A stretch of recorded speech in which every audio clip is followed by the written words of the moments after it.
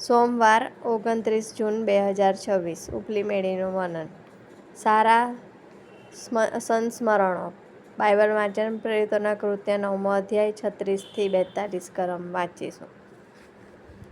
હવે યાફામાં એક શિષ્યા હતી, તેનું નામ તાબીથા એટલે દોર્કાસ હતું. તે બાઈ રૂઢિકરણીઓમાં આગળ પડતી તથા પુષ્કળ દાન ધર્મ કરતી હતી. તે સમયે તે માંદી પડી ને ગુજરી ગઈ, અને તેઓએ તેને નવડાવીને મેડી પર સુવાડી.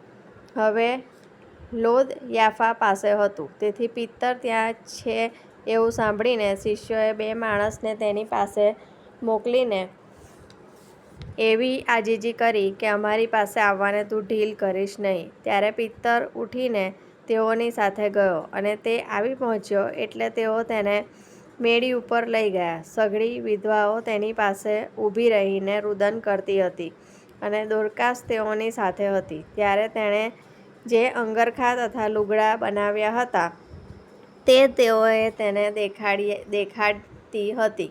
પણ પિત્તરે તે સર્વને બહાર કાઢીને ઘૂંટણે પડીને પ્રાર્થના કરી. પછી મુર્દા તરફ ફરીને તેણે કહ્યું કે તબીથા, ઊઠ. ત્યારે તેણે પોતાની આંખો ઉઘાડી, અને પિત્તરને જોઈને તે બેઠી થઈ.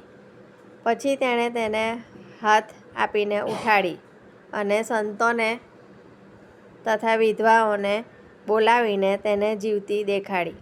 આખા યાફામાં એ વાતની ખબર પડી, એટલે ઘણાએ પ્રભુ પર વિશ્વાસ કર્યો. ઈશ્વર એના વાંચેલા વચન પર આશીર્વાદ આપે. આમેન. હવે જોપામાં એક શિષ્ય હતી, તેનું નામ તાબીથા એટલે દોર્કાસ હતું. તે સ્ત્રી રૂઢિકરણીઓમાં આગળ પડતી તથા પુષ્કળ દાન ધર્મ કરતી હતી. પ્રેરિતોના કૃત્ય 9 અને 36. મારા બનેવી ફિલ એક સર્જનાત્મક માણસ હતા, જે કલા શીખવતા હતા, કૃતિને પ્રેમ કરતા હતા, અને પોતાની જાતે ઘરેણાં, લાકડા અને માટીની વસ્તુઓ બનાવતા હતા. જ્યારે તેમનું અવસાન થયું ત્યારે અમારા પરિવારે તેમના જીવનના કાર્ય મુજબ પોશાક પહેર્યા. પરંપરાગત રીતે શોક દર્શાવતા રંગના બદલે મેં પક્ષીઓ તથા વૃક્ષોની ડિઝાઇનવાળું સ્વેટર પહેરવાનું પસંદ કર્યું, કેમ કે ફિલને કુદરતી બાબતો બહુ ગમતી હતી. તેની એક પુત્રવધૂએ ફિલને ગમતા રંગોવાળા કપડાં પહેર્યા. ફિલની એક સાળીએ તેમણે બનાવેલા ઘરેણાં પહેર્યા.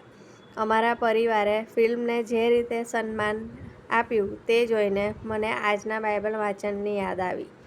જોપામાં રહેતી એક શિષ્ય દોર્કાસનું અવસાન થયું હતું, અને સ્થાનિક વિશ્વાસીઓએ પિત્તરને તેડી લાવવા 2 માણસો મોકલ્યા. જ્યારે પિત્તર ત્યાં પહોંચ્યો ત્યારે વિધવા બહેનોનું એક ટોળું રડતા રડતા પિત્તરની આસપાસ એકત્ર થયું, અને તેમણે દોર્કાસે બનાવેલા ઝભ્ભા અને કપડાં બતાવ્યા. પવિત્ર શાસ્ત્ર આપણને જણાવે છે કે દોર્કાસ રૂઢિકરણીઓમાં આગળ પડતી તથા પુષ્કળ દાનધર્મ કરતી હતી, અને તેમ કરીને તેણે પોતાના ઉદાર દાન આપવાની ભાવનાના લીધે ઘણા લોકોના જીવનમાં અસર કરી હતી. ઈશ્વરે આપણા દરેકને જુદા જુદા તાલંતો આપીને ઉત્પન્ન કર્યા છે. દરેક વ્યક્તિ ફિલના જેવા સુંદર ઘરેણાં કે દોર્કાસના જેવા સુંદર ઝભ્ભા બનાવી શકતું નથી, પણ આપણ દરેકને ઈશ્વરને તથા એકબીજાને પ્રેમ કરવા સારું તેડવામાં આવ્યા છે. જ્યારે આપણે ખ્રિસ્તના નામમાં પવિત્ર આત્માને આપણા જીવનમાં આવવા દઈએ છીએ, ત્યારે આપણે બીજાઓના જીવનો ઉપર ઊંડી અસર પાડી શકીએ છીએ, જે આપણા ગયા પછી પણ લાંબા સમય સુધી રહે છે. આજનો સુવિચાર. ઈશ્વરે મને આપેલા તાલંતોનો ઉપયોગ હું બીજાઓના ઉપયોગ માટે કેવી રીતે કરી શકું? મધ્યસ્થી. હસ્તકલાના કારીગરો માટે પ્રાર્થના.